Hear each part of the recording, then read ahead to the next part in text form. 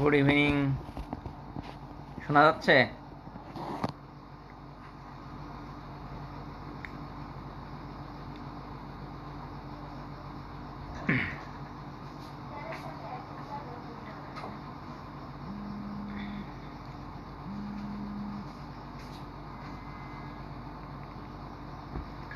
আজকে আমরা কি শুরু করবো? আজকে কিডনি পড়ি। হ্যাঁ, কিডনি।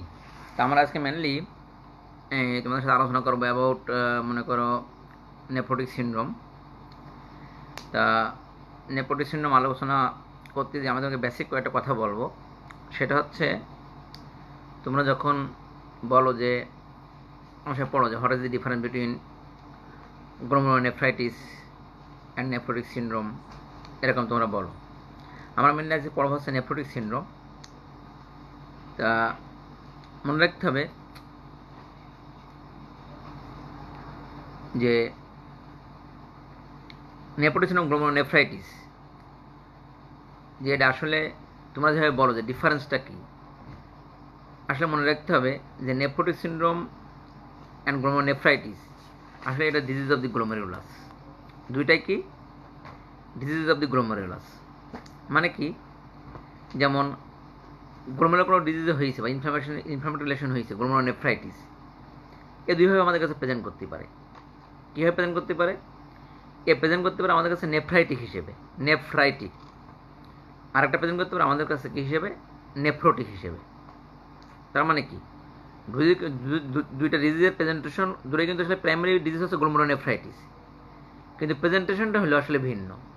যেমন কি, সে প্রেজেন্ট করতে পারে কী হিসেবে? সে প্রেজেন্ট করতে পারে আমাদের কাছে নেফ্রাইটিক হিসেবে, যেটাকে তোমরা লিটারালি বলো যে গ্লোমেরুলোনেফ্রাইটিস। আসলে তার প্রেজেন্টেশনটা নেফ্রাইটিক, কিন্তু the disease of the glomerulus. আর কেউ প্রেজেন্ট করতে পারে নেফ্রোটিক হিসেবে, মানে নেফ্রোটিক সিনড্রোম হিসেবে, তখন তো তাদেরকে তোমরা বলো নেফ্রোটিক সিনড্রোম, তাই না? তা আমি যদি তোমাদেরকে বলি যে গ্লোমেরুলোনেফ্রাইটিস, তাহলে আমি তোমাদের বলি হঠাৎ কজেস অফ গ্লোমেরুলোনেফ্রাইটিস। এখন মনে করো আমি তোমাদেরকে একটু ডিটেলসে যাই, মানে একটু যদি অন্যভাবে বলি যে classification of glomerulonephritis, classification of glomerulonephritis. তা আমি তোমাকে বলবো যে আমরা এদের দুই ভাগে ভাগ করতে পারি। একটা হচ্ছে প্রলিফারেটিভ গ্লোমেরুলোনেফ্রাইটিস, প্রলিফারেটিভ, আর একটা হচ্ছে নন প্রলিফারেটিভ। আজকে যেটা বলবো তোমাদের এই ক্লাসে, সারা জীবন এটা মনে রাখবা, সারা জীবন। কী বলেছে? একটা হচ্ছে প্রলিফারেটিভ জিএন বা গ্লোমেরুলোনেফ্রাইটিস, আর একটা হচ্ছে নন প্রলিফারেটিভ গ্লোমেরুলোনেফ্রাইটিস। তাহলে তোমরা হিসেব করে যদি দেখো, আসলে প্রলিফারেটিভ মানে কি, প্রলিফারেটিভ গ্লোমেরুলোনেফ্রাইটিস কেন বলা হয়েছে আর নন প্রলিফারেটিভ কেন বলা হয়েছে, মানে এটা আসলে মেসেঞ্জার প্রলিফারেশন, তোমাদের লেখার দরকার নেই। তাহলে আমরা ক্লিনিক্যালি কী দেখে বুঝবো যে এই সাবজেক্টস হ্যাভিং প্রলিফারেটিভ গ্লোমেরুলোনেফ্রাইটিস আর একজন আছে নন প্রলিফারেটিভ গ্লোমেরুলোনেফ্রাইটিস? মনে করতে হবে যে পেশেন্টের হেমাসুরিয়া এবং হাইপারটেনশন আছে তাকে আমরা বলবো প্রলিফারেটিভ গ্লোমেরুলোনেফ্রাইটিস। তার মানে কি? দেখো, যে পেশেন্টের হেমাসুরিয়া এবং হাইপারটেনশন নেই সে হচ্ছে নন প্রলিফারেটিভ গ্লোমেরুলোনেফ্রাইটিস। কথাটা আবার আমি রিপিট করি, যে প্রলিফারেটিভ গ্লোমেরুলোনেফ্রাইটিস আর একটা হচ্ছে নন প্রলিফারেটিভ গ্লোমেরুলোনেফ্রাইটিস। প্রলিফারেটিভ মানে যে পেশেন্টের হেমাসুরিয়া এবং হাইপারটেনশন আছে তাকে আমরা বলবো প্রলিফারেটিভ গ্লোমেরুলোনেফ্রাইটিস। আর যে পেশেন্টের হেমাসুরিয়া এবং হাইপারটেনশন নেই তাকে আমরা বলবো নন প্রলিফারেটিভ গ্লোমেরুলোনেফ্রাইটিস। তাহলে এখন যদি বলি যে প্রলিফারেটিভ এবং নন প্রলিফারেটিভ, এখন আসলে যদি হঠাৎ কজেস অফ প্রলিফারেটিভ গ্লোমেরুলোনেফ্রাইটিস, না আমি তার আগে একটা কথা বলিনি। তার মানে প্রলিফারেটিভ যার হেমাসুরিয়া হাইপারটেনশন আছে, তোমরা যদি বলি গ্লোমেরুলোনেফ্রাইটিস বলো না, কীভাবে বলো? যে পেশেন্টের সোয়েলিং থাকবে, তার হাইপারটেনশন আছে, তার হেমাসুরিয়া আছে, তার অলিগোরিউরিয়া আছে, তার মানে তার গ্লোমেরুলোনেফ্রাইটিস আছে, তাই না? তাহলে আমি বললাম যার হেমাসুরিয়া এবং হাইপারটেনশন আছে, আর ওগুলো তো থাকবেই। তাহলে যে প্রলিফারেটিভ জিএন সে আসলে আমাদের কাছে প্রেজেন্ট করবে কী হিসেবে? গ্লোমেরুলোনেফ্রাইটিস হিসেবে, মানে নেফ্রাইটিক প্রেজেন্টেশন হবে। তার মানে যেসব গ্লোমেরুলোনেফ্রাইটিস প্রলিফারেটিভ জিএন করবে, যেসব গ্লোমেরুলার ডিজিজ প্রলিফারেটিভ গ্লোমেরুলোনেফ্রাইটিস করবে, ওরা আসলে প্রেজেন্ট করবে আমাদের কাছে নেফ্রাইটিক হিসেবে। আর যারা আমাদের কাছে আসবে নন প্রলিফারেটিভ গ্লোমেরুলোনেফ্রাইটিস, মানে হেমাসুরিয়া এবং হাইপারটেনশন অ্যাবসেন্ট, তারা আসলে প্রেজেন্ট করবে নেফ্রোটিক হিসেবে। তাহলে নন প্রলিফারেটিভ মানে কি? যেখানে হেমাচুরিয়া এবং হাইপারটেনশন নেই। তাহলে কি আছে? আমি যদি বলি, ওটা আমি আসতেছি পরে। তার মানে তোমাদের বেসিক একটা ক্লিয়ার করলাম কি, তার মানে সে গ্লোমেরুলোনেফ্রাইটিস হোক অথবা নেফ্রোটিক সিনড্রোম, এটা প্রেজেন্টেশন, নট দি ডিজিজ, আলাদা সেপারেট করা যাবে না। তার মানে কি, প্রেজেন্টেশন কেউ হতে পারে গ্লোমেরুলোনেফ্রাইটিস বা নেফ্রাইটিক প্রেজেন্টেশন, আর কেউ হতে পারে nephrotic syndrome, nephrotic presentation. Clear? তাহলে সবই হচ্ছে primary disease of the glomerulus, presentation শুধু আলাদা, নেফ্রাইটিক এবং নেফ্রোটিক। এখন আমি তোমাকে বলেছি যে হোয়াট ইজ গ্লোমেরুলোনেফ্রাইটিস, তোমরা জানো যে কি, তোমরা বলো যে হেমাচুরিয়া, হাইপারটেনশন, অলিগুরিয়া, ইডিমা, তাই তো? হেমাচুরিয়া থাকবে, হাইপারটেনশন থাকবে, অলিগুরিয়া থাকবে, ইডিমা থাকবে। এটা হচ্ছে কি গ্লোমেরুলোনেফ্রাইটিস, মানে নেফ্রাইটিক প্রেজেন্টেশন। আর নেফ্রোটিকে কি বলো? যে ম্যাসিভ প্রোটিনিউরিয়া, মানে কি ইউরিন দিয়ে প্রোটিন লস হতে থাকবে।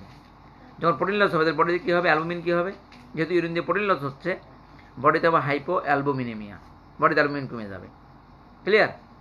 তাহলে হাইপো অ্যালবুমিনেমিয়া, আর হাইপো অ্যালবুমিনেমিয়া যখন বডিতে হবে, তখন বডিতে দুটো ঘটনা ঘটবে, যে বডিতে কী হবে? বডি ফুলে যাবে। এটা হচ্ছে জেনারেলাইজড ইডিমা। আরেকটা হচ্ছে যে এই হাইপো অ্যালবুমিনিয়া হওয়ার জন্য আমাদের অ্যালবুমিন সিনথেসিস করে কে? লিভার। সে কী করবে? লিভার চাবে যে বেশি বেশি আমি অ্যালবুমিন সিনথেসিস করি। তার মানে কি, সে চাবে কম্পেনসেট করার জন্য বেশি বেশি আমি অ্যালুমিন সিনথেসিস করবো। তাহলে লিভার তো শুধু মানে প্রোটিন সিনথেসিস করে না, সেই করে এই স্টিমুলেশনের কারণে সে সিনথেসিস করে লাইপোপ্রোটিন, মানে লিপিড এবং প্রোটিন, লাইপোপ্রোটিন সিনথেসিস করে। ফলে কী হয়? বডিতে হাইপার লিপিডেমিয়া। কী হয়? Hyper lipidaemia. তার মানে আমি যদি বলি what is the criteria of nephrotic syndrome, তাহলে তুমি বলবা যে massive proteinuria, hypo albuminaemia, generalised oedema এবং হাইপার লিপিডেমিয়া বা হাইপার কোলেস্ট্রলেমিয়া। তাহলে এই ক্রাইটেরিয়া হচ্ছে নেফ্রোটিক সিনড্রোম। তাহলে দেখো, in case of nephrotic syndrome there is no hematuria and hyper tension. Literally বলতেছি, সেখানে কোনো হেমাচুরিয়া এবং হাইপার টেনশন ইউজুয়ালি, কিন্তু সবসময় থাকবে না এমন বলা যাবে না, ইউজুয়ালি হেমাচুরিয়া এবং হাইপার টেনশন নেই। আর গ্লোমেরুলোনেফ্রাইটিসে কী বলেছিলাম? Patient having oliguria, haematuria, hypertension, oedema, মানে জেনারেলাইজড সুয়েলিং, তাই তো? তাহলে দেখো, আমি যে বললাম যে নন প্রলিফারেটিভ জিএন যেখানে হেমাচুরিয়া এবং হাইপার টেনশন নেই, তাহলে তার প্রেজেন্টেশন কী হচ্ছে? নেফ্রোটিক। আমি বলেছিলাম প্রলিফারেটিভ জিএন যেখানে হেমাচুরিয়া এবং হাইপার টেনশন আছে, সে আসলে প্রেজেন্ট করছে যে কি? নেফ্রাইটিক। তোমরা যেটাকে বলতেছো গ্লোমেরুলোনেফ্রাইটিস। ক্লিয়ার? কিন্তু আসলে দুটো ডিজিজ কিন্তু আসলে গ্লোমেরুলোনেফ্রাইটিস, প্রেজেন্টেশন শুধু নেফ্রাইটিক, একটা নেফ্রোটিক। তাই এখন আমি আসি যে নেফ্রোটিক সিনড্রোম যদি পড়াবো, তাহলে আমি তোমাদেরকে বলবো যে what are the causes of nephrotic syndrome. যদি বলি what are the causes of nephrotic syndrome, তার মানে কি? Causes of non proliferative glomerulonephritis, কারণ নন প্রলিফারেটিভ গ্লোমেরুলোনেফ্রাইটিসের প্রেজেন্টেশন হবে নেফ্রোটিক। তাহলে what are the causes of nephrotic syndrome. এখন এটা হতে পারে কি? এটা হতে পারে প্রাইমারি, আরেকটা কী হতে পারে? এটা হতে পারে সেকেন্ডারি। প্রাইমারি এবং সেকেন্ডারি, মানে একটা হচ্ছে primary disease of the glomerulus, আর একটা হচ্ছে secondary disease that affects the glomerulus. তাহলে হোয়াট আর দি কজেস, এটা কিন্তু লিখতে হবে, কজেস অফ নেফ্রোটিক সিনড্রোম। লেখো, একটা হচ্ছে primary disease of the glomerulus. প্রথমে 1 নম্বর লিখতে হবে যে minimal sense disease. Minimal sense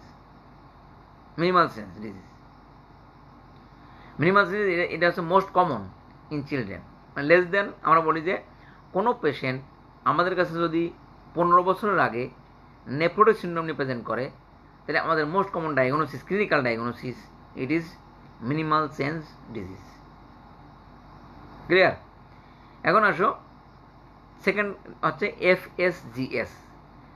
এফএসজিএস, মানে ফোকাল সেগমেন্টাল গ্লোমেরুলোস্ক্লেরোসিস একটা। আরেকটা হচ্ছে লাস্টে লেখো মেমব্রেনাস গ্লোমেরুলোনেফ্রাইটিস। এখন আসো যে আমি বলছিলাম যে প্রাইমারি গ্লোমেরুলার ডিজিজ, 3টে ডিজিজ নাম বলেছি যেটা নেফ্রোটিক সিনড্রোম করে কি? একটা মিনিমাল সেন্স ডিজিজ, একটা হচ্ছে এফএসজিএস মানে ফোকাল সেগমেন্টাল গ্লোমেরুলোস্ক্লেরোসিস, আর একটা কি বলেছিলাম? Membranous nephropathy. এখন এটা যদি হয়, এখন আসো আমি বলেছি less than 15 years of age, most common causes of nephrotic syndrome is minimal sense disease.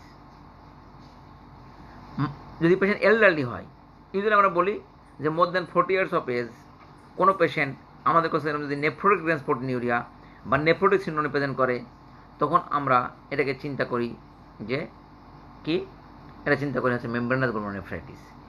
তাহলে আমার ভাবতে গেলে কোনটা 15 থেকে 40 বছরের মাঝে। তাহলে এরকম একটা বয়স যদি আমাদের কাছে প্রেজেন্ট করে, তখন আমরা তাকে বলি কি, মোস্ট কমন কারণ হচ্ছে FSGS। তার মানে কি, কোনো পেশেন্ট 15 বছরের আগে আমাদের কাছে যদি নেফ্রোটিক সিন্ড্রোম প্রেজেন্ট করে, ক্লিনিক্যালি বলতে হবে যে most common diagnosis is minimal sense glomerulonephritis. কোনো পেশেন্ট আমাদের কাছে যদি 40 বছরের উপরে আমাদের কাছে নেফ্রোটিক সিন্ড্রোম প্রেজেন্ট করে, তখন আমাদেরকে বলতে হবে most common diagnosis is membranous glomerulonephritis. যদি 15 থেকে 40 বছর এই রেঞ্জের মাঝখানে কেউ আমাদের কাছে নেফ্রোটিক সিন্ড্রোম প্রেজেন্ট করে, তখন বলতে হবে যদি মোস্ট কমন ডায়াগনোসিস ইজ হতে পারে FSGS। তবে কি, এটাকে ইন্টারসেন্স বলি, মানে কি 15 বছরের নিচে প্রথম মিনিমাল সেন্স FSGS, তারপরে মেমব্রেনাস, মাঝখানে প্রথমে FSGS মিনিমাল সেন্স, তারপর হচ্ছে মেমব্রেনাস। মানে কোনটা হতে পারে, কোনটা সেলে আগে বলবো পরে বলবো সেটা বলতেছি। এলডারলি পেশেন্ট, সেখানে হতে পারে মেমব্রেনাস, FSGS, লাস্টে মিনিমাল সেন্স। এটা গেল প্রাইমারি গ্লোমেরুলার ডিজিজ। এখন আমাদের একটা কথা বলি যে মিনিমাল সেন্স ডিজিজ ইউজুয়ালি খুব একটা অ্যাসোসিয়েশন আমরা খুঁজি না, কিন্তু কোনো পেশেন্ট যদি 15 থেকে 40 বছরের মধ্যে আমাদের কাছে নেফ্রোটিক সিন্ড্রোম নিয়ে প্রেজেন্ট করে, তখন আমরা কিছু অ্যাসোসিয়েশন খুঁজি। সেই অ্যাসোসিয়েশনের মধ্যে আমরা 3টা জিনিস বলি। একটা হচ্ছে মরবিড, যদি কেউ ওবেসিটি হয়, হিরোইন যারা মিসইউজ করে, আর একটা হচ্ছে HIV। কী বলেছি, একটা হচ্ছে মরবিড ওবেসিটি, একটা হচ্ছে হিরোইন মিসইউজ, আর একটা হচ্ছে HIV। এরা কী করে, এরা সাধারণত FSGS করে। তার মানে কি, তার মানে আমি যদি বলি, আচ্ছা অনেক পরে আমি আসি, তাহলে লেখো যে FSGS এর সাথে 3টা জিনিসের অ্যাসোসিয়েশন। একটা হচ্ছে মরবিড ওবেসিটি, একটা হচ্ছে হিরোইন মিসইউজ, আর একটা হচ্ছে HIV। ক্লিয়ার? আর একটা হচ্ছে মেমব্রেনাস। মেমব্রেনাসের সাথেও যদি আমরা চিন্তা করি যে কোনো patient more than 40 years of age আমার কাছে নেফ্রোটিক সিন্ড্রোম নিয়ে আসলো, তখন মোস্ট কমন ডায়াগনোসিস হচ্ছে মেমব্রেনাস গ্লোমেরুলোনেফ্রাইটিস। এবং সেক্ষেত্রে আমার কিছু অ্যাসোসিয়েশন খুঁজতে হবে। সেটা কি, একটা হচ্ছে ইনফেকশন, একটা হচ্ছে ম্যালিগন্যান্সি, আর হচ্ছে ড্রাগস। ঠিক আছে? এখন মনে করো ইনফেকশন। এখন ইনফেকশনের মধ্যে কি, বাংলাদেশে যত গাইডলাইন আছে, মনে করো যত ইনফেকশনের গাইডলাইন আছে, সব ইনফেকশনের নাম লিখে দিবা, এগুলো সবগুলো নেফ্রোটিক সিন্ড্রোম করে। যেমন কি, যেমন আমি যদি বলি টিউবারকুলোসিস, করবে নেফ্রোটিক সিন্ড্রোম। আমি যদি বলি ম্যালেরিয়া, সেও করবে নেফ্রোটিক ট্রান্সপোর্টিনিউরিয়া। আমি যদি বলি ফাইলেরিয়া, সেও করবে নেফ্রোটিক ট্রান্সপোর্টিনিউরিয়া করতে পারে। আমি যদি বলি যে হেপাটাইটিস বি গাইডলাইন, তাই না, হেপাটাইটিস বি করতে পারে, হেপাটাইটিস সি করতে পারে, হাইড্রেট ডিজিজ করতে পারে। তার মানে এগুলো ডিজিজ, এমনকি ডেঙ্গু, সেগুলো নেফ্রোটিক ট্রান্সপোর্টিনিউরিয়া করতে পারে। তাহলে এগুলো সবগুলোই তোমার কজেস অফ নেফ্রোটিক সিন্ড্রোম। মানে মেমব্রেনাস গ্লোমেরুলোনেফ্রাইটিস করবে, কিন্তু আলটিমেটলি প্রেজেন্টেশন তো হবে নেফ্রোটিক। তাহলে আমি কী বললাম, what are the infection that is associated with membranous glomerulonephritis ultimately leading to nephrotic syndrome. সেটা কি কী বলেছি, যে টিউবারকুলোসিস, তারপর বলেছি কি ম্যালেরিয়া, বলেছি কি ফাইলেরিয়া, বলেছি হাইড্রেটেড ডিজিজ, বলেছি হেপাটাইটিস বি, বলেছি হেপাটাইটিস সি, এমনকি dengue, that also causing nephrotic syndrome. তাহলে এগুলো সব nephrotic syndrome, sorry membranous glomerulonephritis. এটা হচ্ছে তোমার ইনফেকশন। সেকেন্ড ওয়ান হচ্ছে ম্যালিগন্যান্সি। মনে রাখতে হবে, একটা হচ্ছে সলিড ম্যালিগন্যান্সি, একটা হচ্ছে হেমাটোলজিক্যাল ম্যালিগন্যান্সি। সলিড ম্যালিগন্যান্সি কী, যেমন দেখো তোমরা পড়েছো না প্যারানিওপ্লাস্টিক সিন্ড্রোম বা ব্রঙ্কোজেনিক কার্সিনোমা, সেখানে নেই নেফ্রোটিক সিন্ড্রোম, একটা আছে তো। তার মানে কি, bronchogenic carcinoma causing nephrotic syndrome, এটা malignancy, solid malignancy. Bronchogenic carcinoma, তারপরে chronic malignancy, gastric carcinoma, renal carcinoma, সবগুলো কিন্তু তোমার কি করতে পারে, নেফ্রোটিক সিন্ড্রোম। ঠিক আছে? Bronchogenic carcinoma, gastric carcinoma, chronic carcinoma সব কিন্তু নেফ্রোটিক সিন্ড্রোম করতে পারে। আরেকটা বলেছিলাম যে হেমাটোলজিক্যাল ম্যালিগন্যান্সি। হেমাটোলজির মধ্যে দুইটা লেখো, একটা হচ্ছে লিম্ফোমা, একটা হচ্ছে মাল্টিপল মাইলোমা। এ দুটো করতে পারে গ্লোমেরুলোনেফ্রাইটিস, এই হচ্ছে membranous glomerulonephritis ultimately leading to nephrotic syndrome. তাই ম্যালিগন্যান্সি শেষ। এবার আসো drugs. Drugs causing membranous glomerulonephritis, সেটা কী হবে? এর মধ্যে আসো যেমন NSAID causing membranous glomerulonephritis. Second আসো পেনিসিলামাইন, 3 নম্বর হচ্ছে গোল্ড, তারপরে কি রিফাম্পিসিন, তারপরে কি ইন্টারফেরন। এই সবগুলোই তোমার করতে পারে কি membranous glomerulonephritis leading to nephrotic syndrome. এটা গেল তোমার প্রাইমারি। আমি কিন্তু বলেছি তোমার এখানে আমি যেগুলো কারণ বললাম এগুলো কিন্তু বললাম সব non proliferative causes of non proliferative glomerulonephritis. সেটা কি বলেছিলাম প্রাইমারি। প্রাইমারির মধ্যে কি বলেছিলাম 3টা জিনিস, একটা হচ্ছে মিনিমাল সেন্স, একটা হচ্ছে FSGS, আর একটা হচ্ছে মেমব্রেনাস গ্লোমেরুলোনেফ্রাইটিস। মিনিমাল সেন্স কোনো অ্যাসোসিয়েশন আমি বলিনি। তারপর বলেছিলাম FSGS, তার মধ্যে 3টে অ্যাসোসিয়েশন বলেছিলাম, একটা হচ্ছে মরবিড ওবেসিটি, একটা হচ্ছে হিরোইন, আর একটা হচ্ছে HIV। তারপরে তোমার বলেছিলাম যে মেমব্রেনাস গ্লোমেরুলোনেফ্রাইটিস এর সাথে 3টে অ্যাসোসিয়েশন, এর মধ্যে একটা কি একটা হচ্ছে প্রথমে বললাম যে ইনফেকশন, একটা হচ্ছে ম্যালিগন্যান্সি, একটা হচ্ছে ড্রাগস। ইনফেকশনের মধ্যে কী বলেছিলাম গাইডলাইন আছে বলেছিলাম, তাই না? এটা হচ্ছে tuberculosis, malaria, filaria, hydrate disease, hepatitis B, C, এমনকি ডেঙ্গুও করতে পারে। তারপর বলেছিলাম যে কি ম্যালিগন্যান্সি বলছিলাম একটা হেমাটোলজিক্যাল, একটা হচ্ছে সলিড ম্যালিগন্যান্সি। সলিড ম্যালিগন্যান্সির মধ্যে কি একটা হচ্ছে ব্রঙ্কোজেনিক কার্সিনোমা, ঠিক আছে, তারপরে breast carcinoma, gastric, chronic, renal সব কিছু করতে পারে নেফ্রোটিক সিনড্রোম। আর হচ্ছে কিছু হেমাটোলজিক্যাল ম্যালিগন্যান্সি, সেখানে বলেছিলাম লিম্ফোমা এবং মাল্টিপল মাইলোমা। তারপর বলেছিলাম ড্রাগস মধ্যে কী বলেছিলাম NSAID, গোল্ড, পেনিসিলামাইন, এমনকি ক্যাপটোপ্রিল করতে পারে, ক্যাপটোপ্রিল, আলফা ইন্টারফেরন, রিফাম্পিসিন, এগুলো সব করতে পারে নেফ্রোটিক সিনড্রোম। তাহলে আমার কিন্তু এগুলো প্রাইমারি নন প্রলিফারেটিভ গ্লোমেরুলোনেফ্রাইটিস। এবার secondary causes of non proliferative glomerulonephritis, secondary যেগুলো নেফ্রোটিক সিনড্রোম করতে পারে, তাহলে কি একটা হচ্ছে ডায়াবেটিস মেলাইটাস, সেকেন্ডারি কারণ that causing nephrotic range proteinuria বা নেফ্রোটিক সিনড্রোম। একটা হচ্ছে ডায়াবেটিস মেলাইটাস, একটা হচ্ছে অ্যামাইলয়েডোসিস, আর একটা হচ্ছে SLE। কী বলেছি 3টা সেকেন্ডারি কারণ, একটা হচ্ছে ডায়াবেটিস, একটা হচ্ছে অ্যামাইলয়েডোসিস, আর একটা হচ্ছে SLE। তাহলে এখন আসো আমি তোমাকে যদি বলি what are the causes of, এবার তো প্রশ্নে আসলাম আমি, এবারে লিখবা যে what are the causes of nephrotic syndrome. তাহলে তুমি লিখতে পারবা না? আমি যদি বলি তুমি একবারে যদি লিখতে থাকো, দেখো তুমি লিখবা কি, তুমি লিখবে minimal sense disease, causes of nephrotic syndrome, minimal sense glomerulonephritis. 2 নম্বরে লিখবা FSGS, 3 নম্বরে লেখো FSGS এর ব্যানারে আবার 3টা জিনিস লিখে দাও, কি HIV, মরবিড ওবেসিটি, হিরোইন। তারপর লেখো মেমব্রেনাসের মধ্যে কী লিখবে মেমব্রেনাস গ্লোমেরুলোনেফ্রাইটিস, এর মধ্যে কী লিখবে ওই যে বললাম ইনফেকশনের মধ্যে কী বলেছিলাম টিউবারক্লোসিস, ম্যালেরিয়া, ফাইলেরিয়া, তারপরে হেপাটাইটিস B, হেপাটাইটিস C, হাইড্রেট ডিজিজ, ডেঙ্গু। তারপর বলেছিলাম লিখবা ম্যালিগন্যান্সি, কি bronchogenic carcinoma, breast carcinoma, gastric carcinoma, chronic carcinoma, এগুলো লিখবা। তারপরে কি লিখবা haematological malignancy, lymphoma, multiple myeloma. তারপর লিখবা ড্রাগসের মধ্যে কি বলেছিলাম NSAID, তারপরে gold, penicillamine, captopril, rifampicin, alpha interferon. তাহলে শেষ। এরপর বলেছিলাম সেকেন্ডারি কারণ, তাহলে কি লিখবা যে ডায়াবেটিস মেলাইটাস, অ্যামাইলয়েডোসিস অ্যান্ড কি SLE। তাহলে হঠাৎ কজেস অফ নেফ্রোটিক সিনড্রোম আমার কিন্তু বলা শেষ। এখন তোমাকে আমি আগেই বলে ফেলছিলাম যে প্রেজেন্টেশন কাছে কী নিয়ে আসবে। আমার কাছে একটা নেফ্রোটিক সিনড্রোমের পেশেন্ট আমার কাছে কী নিয়ে প্রেজেন্ট করবে, ইউজুয়ালি আমি যদি এমনি বলি যে সে প্রেজেন্ট করবে কি, সে প্রেজেন্ট করা হচ্ছে কি ম্যাসিভ প্রোটিনিউরিয়া, তাই না? মানে আমাদের প্রেজেন্ট করবে জেনারেলাইজড সোয়েলিং। তোমরা জানো যে কোনো কিডনি ডিজিজের পেশেন্টের মধ্যে কী বলে যে generalised swelling, the swelling first started from the face. প্রথমে সময় সকালে বলবে ঘুমিতে উঠলে আমার তো মুখ ফুলে যায়, অনেকে সে নোটিস করতে পারে না, ওরকম বলে কি আপনার মুখ ফুলে গেছে কেন, ওরা সাধারণত সকালে ঘুমিতে ওঠার পরে হয়। তাহলে কী হবে generalised swelling, the swelling first started from the face and then become generalised. এটা হচ্ছে ইউজুয়াল প্রেজেন্টেশন।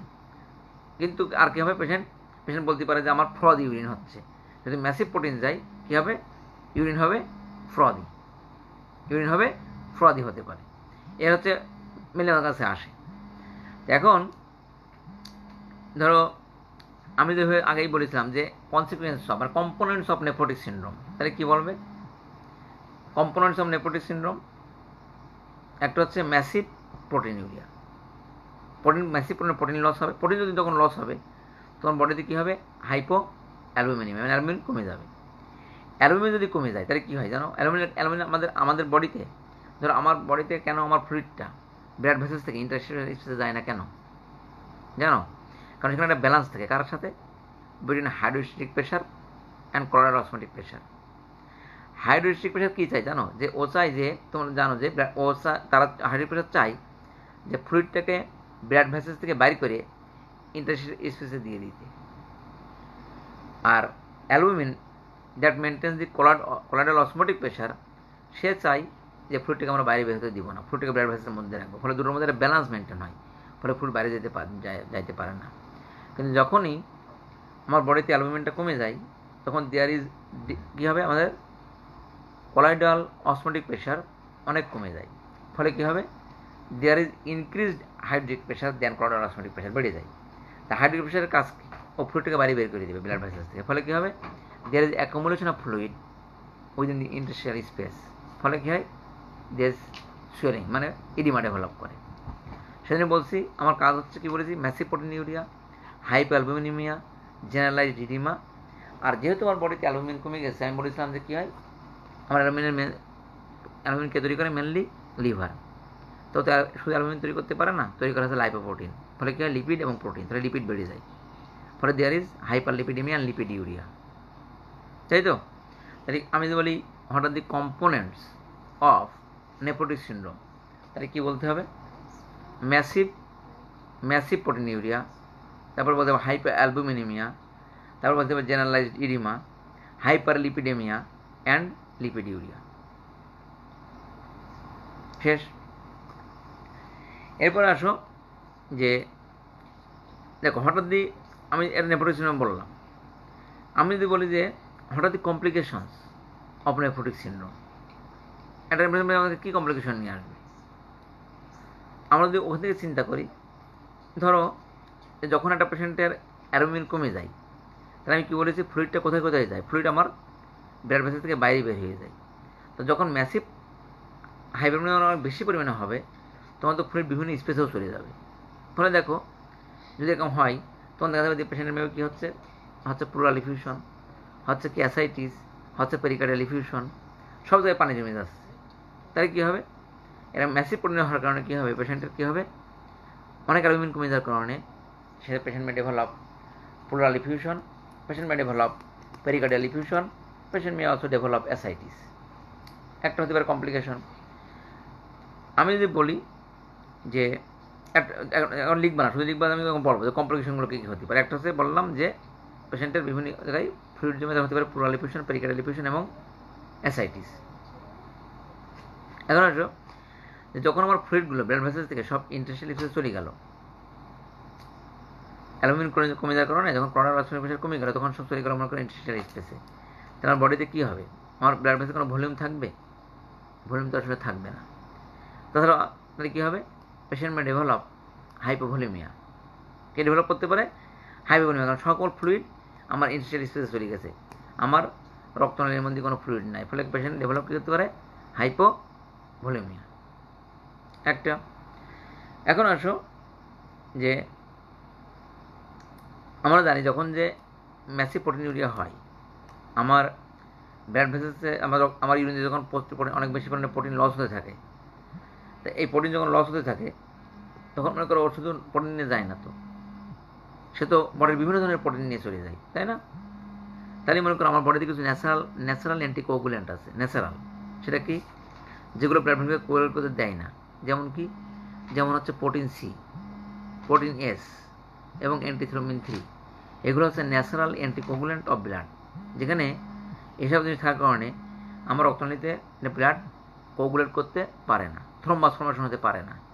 ফলে এগুলো যখন প্রোটিন লস হয়ে যায়, এগুলো তো প্রোটিন, ফলে সব তো এগুলো ইউরিনে লস হয়। Loss of protein C, protein S and antithrombin 3 through urine. ফলে ব্লাডেগুলো কমে যায়, প্রোটিন সি কমে, প্রোটিন এস কমে এবং ভিটামিন সি কমে, ফলে এরা অ্যান্টিকোগুলেন্ট হিসেবে কাজ করতে পারে না, ফলে there is chance of development of thromboembolism. তার একটা কমপ্লিকেশন কি? থ্রম্বোএম্বোলিজম ডিউ টু কি লিখবা? একটা লিখবা loss of protein C, protein S এবং ভিটামিন সি থ্রো ইউরিন। এক আরেকটা কি, এরকম একটা কন্ডিশনে কি, লিভারে যদি স্টিমুলাস থাকে একটাই, লিভার থেকে নিজেও কিছু প্রোকোগুলেন্ট ফ্যাক্টর সিনথেসিস করে, আর একটা হচ্ছে লিভার সিনথেসিস অফ প্রোকোগুলেন্ট ফ্যাক্টর। তাহলে একটা কি, অ্যান্টিকোগুলেন্টগুলো লস হয়ে যাচ্ছে, আবার লিভার কোগুলেশনের জন্য আবার কিছু প্রোকোগুলেন্ট ফ্যাক্টর তৈরি করতে, দুটো মিলে কী হবে? There is development of thromboembolism. এটা একটা গেল। মনে করো যে আমার বডি যে অ্যান্টিবডি, তাই না? অ্যান্টিবডিগুলো কী? আমার এটা মানে gamma globulin, that acts as antibody. তা গ্লোবুলিন কি? এটা প্রোটিন তো। তাহলে বডি থেকে যখন প্রোটিন লস হবে, তাহলে আমার গামা গ্লোবুলিন কী হবে? কমে যাবে। তাহলে হাইপোগামা গ্লোবুলিনিমিয়া হবে। তাহলে এই যে হাইপোগামা গ্লোবুলিন হলো, আমার বডির ডিফেন্স মেকানিজম কী হবে? আমার গামা গ্লোবুলিন তো আমার ডিফেন্স মেকানিজম। তাই আমার বডি যখন আমার এই গামা গ্লোবুলিন তো প্রোটিন, ফলে যখন ইউরিন লস হয়ে থাকলো, তখন গামা গ্লোবুলিনটা কী হলো? কমে গেল। তাহলে এই যে হাইপোগামা গ্লোবুলিনিমিয়া হওয়ার কারণে কী হবে? There is chance of infection, particularly কি নিউমোকক্কাল, মেনিনগোকক্কাল, এগুলো ইনফেকশনের চান্স অনেক বেড়ে গেল। তাহলে there is susceptibility to infection.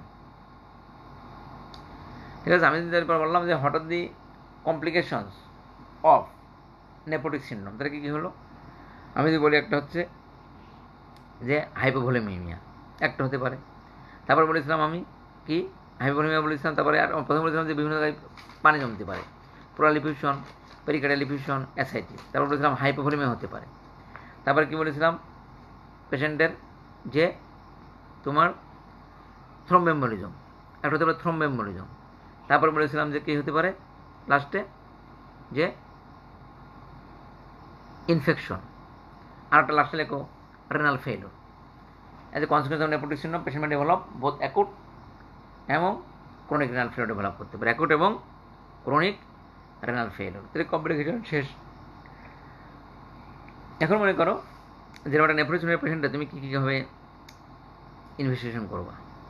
Investigation of a patient with nephrotic syndrome, যেটা কী বলেছি যে একটা হচ্ছে complete blood count with ESR. আমরা সবাই দেখবো যে পেশেন্ট ধরো ইনফেকশন থাকতে পারে, তাই না? তারপরে কী করতে হবে? একটা ইউরিন আরএমই, একটা কী করতে হবে? ইউরিন আরএমই। তারপরে লিখতে হবে কি পেশেন্ট আমরা কী করবো? ইউরিন আরএমই পরে সেরাম ক্রিয়েটিনিন। তারপরে কী করবো আমরা? পেশেন্টের একটা সেম ইলেক্ট্রোলাইটস, তাই না? তারপর কী করবো আমরা? ব্লাড সুগার, তাই না? আমি যদি তোমাকে কোনো পরীক্ষা হলে যদি বলা হয় how investigate patient with this, তাহলে একটা কিন্তু রুটিন কোনো ইনভেস্টিগেশন সবই তোমরা লিখে ফেলো। যেমন কি compare blood count with ESR, একটা ইউরিন আরএমই, একটা হচ্ছে সেরাম ক্রিয়েটিনিন, একটা হচ্ছে তুমি মনে করো এ পেশেন্টের একটা ফাস্টিং লিপিড প্রোফাইল, একটা সেম ইলেক্ট্রোলাইট এবং একটা ইসিজি, তুমি সবই করতে পারো। ঠিক আছে, কোনো ইনফেকশন আছে দেখা একটা চেস্ট এক্সরে, তাও তুমি লিখতে পারো। কিন্তু এবার আমি বললাম তাই how will investigate a patient with nephrotic syndrome, তাহলে তুমি লিখবে যে complete blood count with ESR, urine RME, serum creatinine, তারপর কী বলেছিলাম? Serum electrolyte, fasting lipid profile, ECG, blood sugar profile, chest X-ray, এগুলো সব তোমরা লিখতে পারো। কিন্তু how will you confirm that a patient having nephrotic syndrome? তাহলে কি আমরা কী বলেছি? আমার করব হচ্ছে 24 hours urinary total protein, 24 hours urinary total protein. মনে রাখতে হবে it is the gold standard test for the diagnosis of nephrotic spontaneouria. সেটা কত? 24 hours ইউরিনারি টোটাল প্রোটিন যদি হয় মোর দ্যান 3.5 গ্রাম পার 24 hours। কী হয়? 24 hours ইউরিনারি টোটাল প্রোটিন কত হবে? মোর দ্যান 3.5 গ্রাম পার 24 hours। তাহলে কী হবে? এটাই নেফ্রোটিক রেঞ্জ প্রোটিনিউরিয়া, মানে নেফ্রোটিক সিনড্রোম আমার কনফার্ম হয়ে গেল ডায়াগনোসিস ওই একটা টেস্ট দিয়ে। অনেকে বলতে পারে যে এসিআর এবং পিসিআর মানে অ্যালবুমিন ক্রিয়েটিন রেশিও এবং প্রোটিন ক্রিয়েটিন রেশিও দিয়ে ওটা ডায়াগনোসিস করা যায়। তো মনে রাখতে হবে যে একটা স্পট স্যাম্পলে করা যায়, বাট এটার থেকে গোল্ড স্ট্যান্ডার্ড হচ্ছে 24 আওয়ার্স ইউনিট্রাল প্রোটিন। যদিও এই collection of unit 24 hours unit urine is কাম্বারসাম। কি তোমরা কি জানো যে কীভাবে এই 24 আওয়ার্স ইউরিন কালেকশন করতে হয়?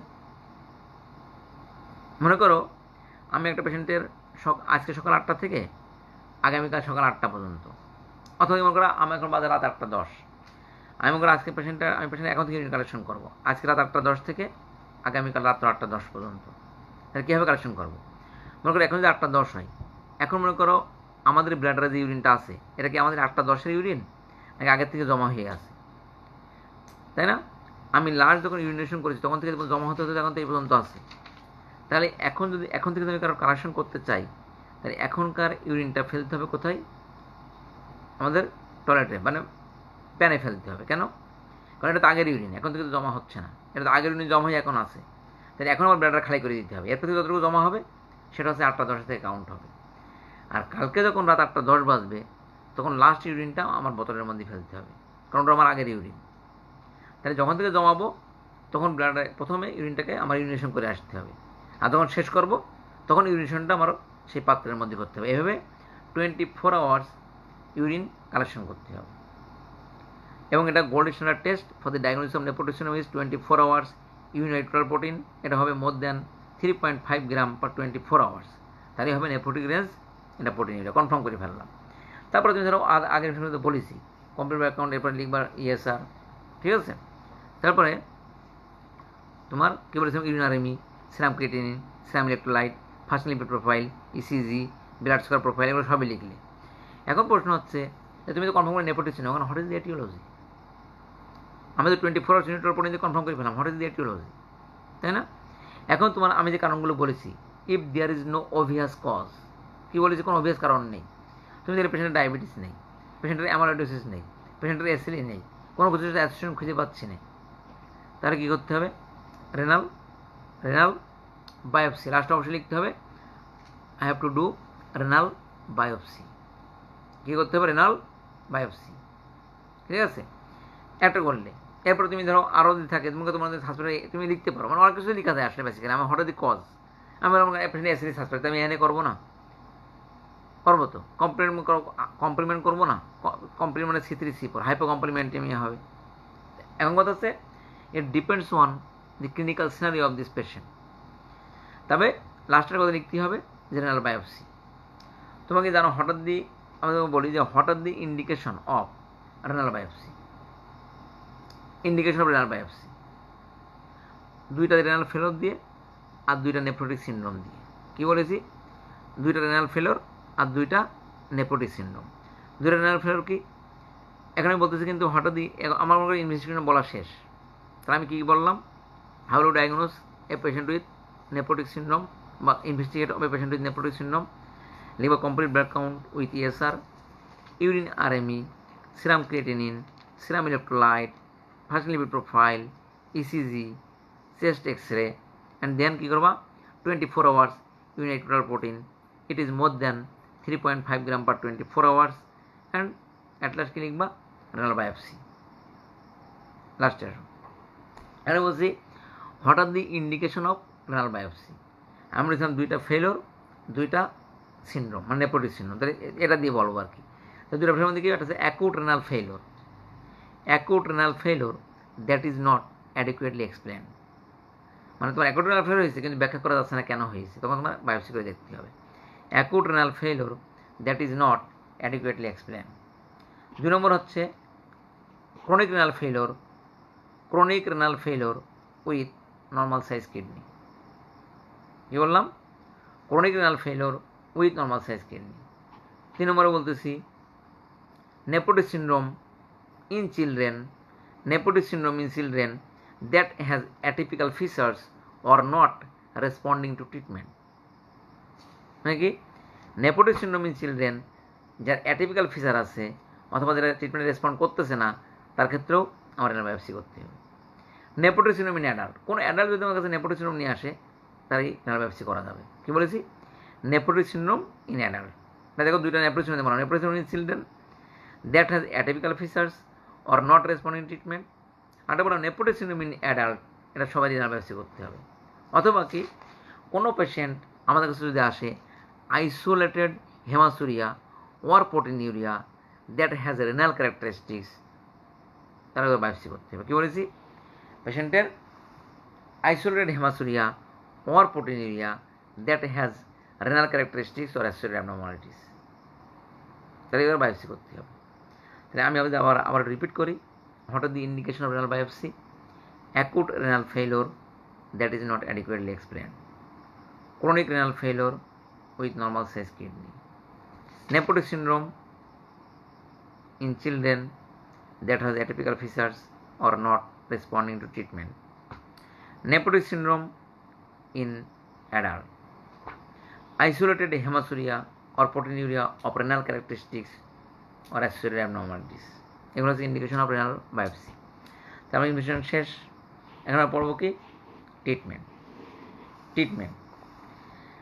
মনে করতে হবে যে ট্রিটমেন্টটা আমরা বলবো হচ্ছে general treatment, specific treatment depends on aetiology. কী বলি আমরা ট্রিটমেন্ট কী করবো? শুধু জেনারেল ম্যানেজমেন্ট, আর specific management depends on aetiology. তাহলে সেই জেনারেল ম্যানেজমেন্টটা কী? জেনারেল হচ্ছে, প্রথমে লেখো যে জেনারেল ম্যানেজমেন্ট হচ্ছে ফ্লুইড রেস্ট্রিকশন। আমার ছোটো হাত পা ফুলে আছে, তখন ফ্লুইড বেশি খাওয়া যাবে না, তাহলে কী হবে? ফ্লুইড রেস্ট্রিকশন একটা, up to 1 litre per day. 2 নম্বরে লিখবা সল্ট রেস্ট্রিকশন।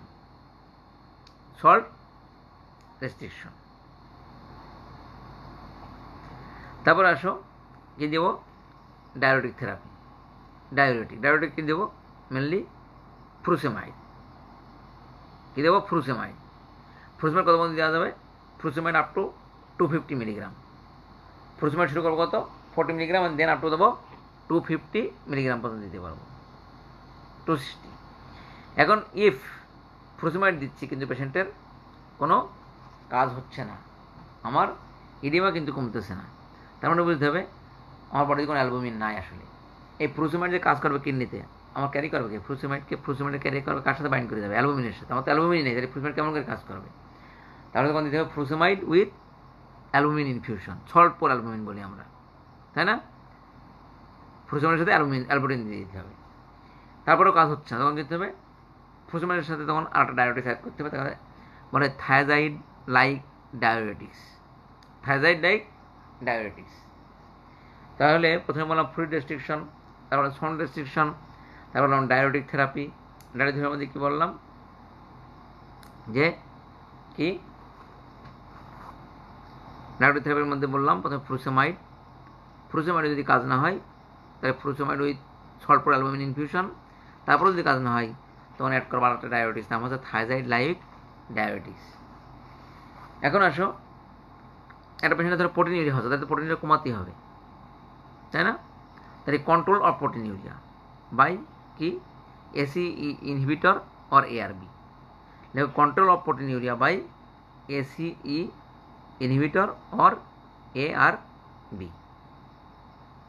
এবার আসো, এটা গেল। আমি তোকে বলছিলাম যে যদি নেপোটিজমের কোনো পেশেন্টের হাইপারটেনশন থাকে সেখানে কিন্তু আমরা ইউজ করবো ACE ইনহিবিটর আর ARB। হাইপারটেনশন যদি থেকে থাকে that is also controlled by ACE inhibitor or ARB। তারপর বলছিলাম যে সাধারণত নেপোটিজমের পেশেন্টের কী থাকে? Risk of thromboembolism. তাই কোনো পেশেন্টের যদি ডিভিটি হয়ে যায়, মানে ডিপ ভেনাস থ্রম্বোসিস, অথবা পেশেন্টের যদি এমন হয় যে রিস্ক ফ্যাক্টর ফর থ্রম্বোসিস, তখন আমাদের কী দেবো? দেখো patient having DVT venous thrombosis or risk factor for thrombosis, তাহলে আমরা দেবো হচ্ছে low molecular weight heparin followed by warfarin. Low molecular weight heparin followed by warfarin. তারপরে লেখো, আমি বলেছিলাম যে nephrotic syndrome is associated with hyperlipidaemia, তাহলে কী দেবো? হাইপারকোলেস্টেরল, তাহলে কী দেবো? দিতে হবে স্ট্যাটিন থেরাপি। মানে আমাদের অ্যাট্রোভাস্টিন, রোসুভাস্টিন যেগুলো ইউজ করে, তাহলে কী দিতে হবে? Statin therapy. তারপর আসো, যে আমি বলেছিলাম যে nephrotic syndrome is associated with কি? হাইপোগামাগ্লোবুলিনেমিয়া, দের চান্স অফ ইনফেকশন, তাহলে কী করতে হবে? সেটা কন্ট্রোল করতে হবে বাই কি? তাদেরকে কী করতে হবে? হাইপোগামাগ্লোবুলিনেমিয়া দিতে হবে কি? ভ্যাকসিনেশন, পার্টিকুলারলি কি? নিউমোকক্কাল, মেনিনগোকক্কাল, ইনফ্লুয়েঞ্জা ভ্যাকসিনেশন, এগুলো ভ্যাকসিনেশন করতে হবে। এবং if there is infection antibiotic therapy. If there is infection, antibiotic therapy. তাহলে আমি যদি বলি, আবার সামারাইজ করি, the management of patient with nephrotic syndrome, তাহলে কি fluid restriction, salt restriction, diuretic therapy. প্রথমে ফ্রুসিমাইডের সাথে কী দেবো? If frusemide not responding, then frusemide with salt for albumin infusion, frusemide plus albumin infusion. If not responding, then add thiazide like diabetes.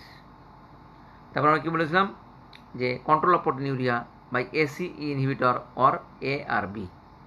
If the patient having hypertension, that is also controlled by ACE inhibitor or ARB. As the nephrotoxin is associated with thromboembolism, if the patient having evidence of DVT or risk factor for venous thromboembolism, we will treat by low molecular weight heparin followed by warfarin. If the subject is having,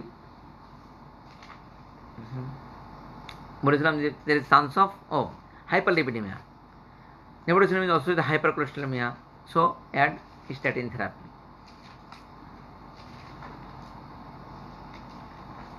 আর বলেছিলাম যে nephrotoxin is associated with infection due to hypogammaglobulinemia, so we will give pneumococcal, meningococcal এবং influenza vaccination, R if there is evidence of infection then antibiotic therapy. তাহলে আমি যদি তোমাদেরকে summarise করি একটু, যে what are the components of nephrotic syndrome, that is massive proteinuria, hypo albu, এগুলো মনে রাখতে হবে আর কি, পরীক্ষা তো যেরকম বলবো এখন এটা মনে রাখতে হবে। Massive proteinuria, hypo albuminaemia, generalised oedema এবং হাইপার লিপিডেমিয়া অ্যান্ড লিপিডিউরিয়া। আমি হঠাৎ the causes of nephrotic syndrome, আমি বলবো minimal sense glomerulonephritis, focal segmental glomerulosclerosis, membranous glomerulonephritis, HIV, heroin, morbid obesity, infection, এর মধ্যে আছে কি tuberculosis, malaria, filaria, hepatitis B, hepatitis C, হাইড্রেটিস ডিজিজ, তারপর বলেছিলাম এমনকি ডেঙ্গু।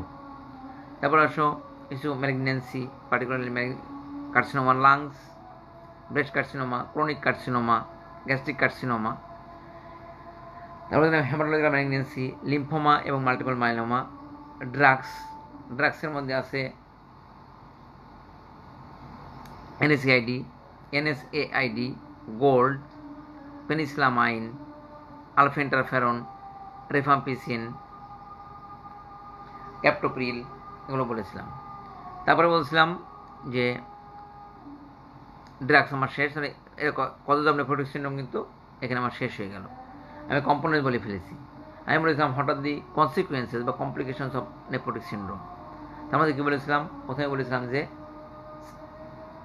বিভিন্ন জায়গায় ফ্লুইড অ্যাকুমুলেট হতে পারে, plural এফিউশন, pericardial এফিউশন, ascites.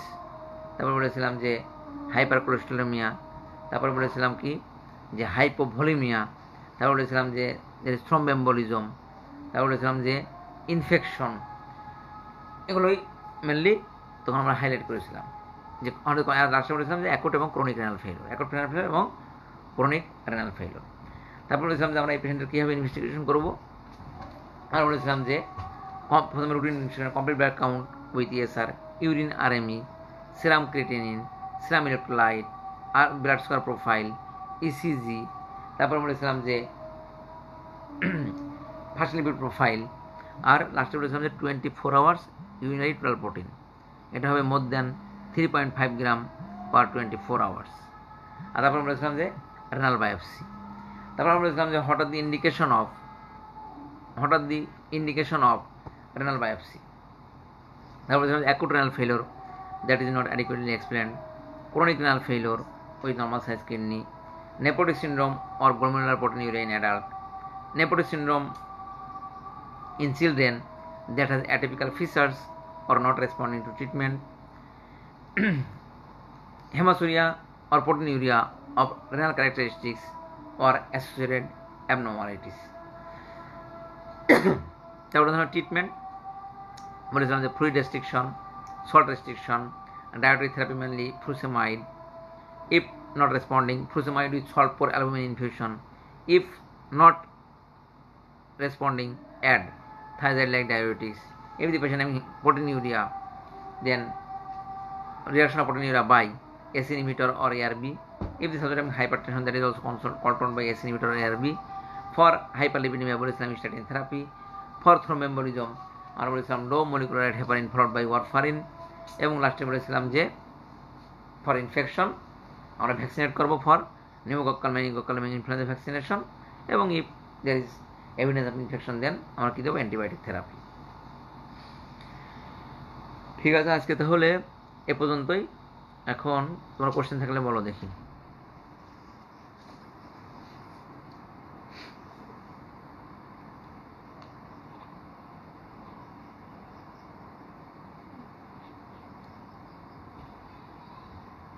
Any question?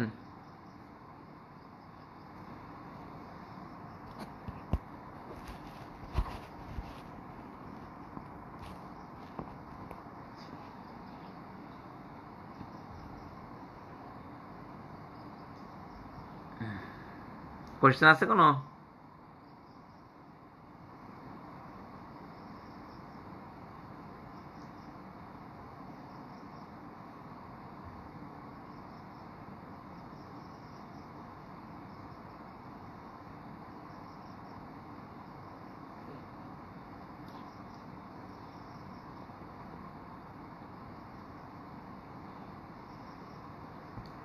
Question কি আছে? কোশ্চেন না থাকলে শেষ করে দেবো।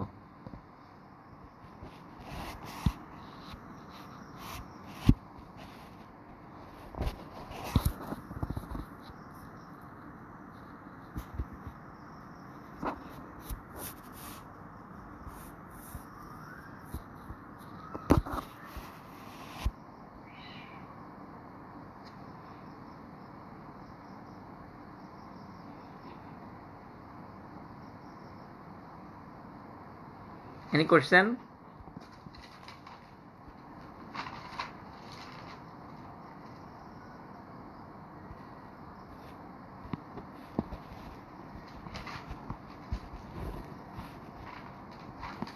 ওকে, তাহলে আজকে এ পর্যন্তই। আমাদের এখন কোনো কোশ্চেন তো পাচ্ছি না মনে হচ্ছে। হ্যাঁ, কোশ্চেন তো নাই। কি তোমরা বুঝতে পারো নি কিছুই নাকি?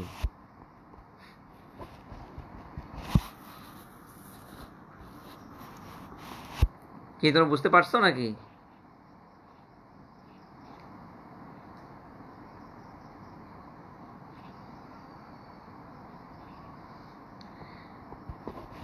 ঠিক আছে, তাহলে আজকে এ পর্যন্তই।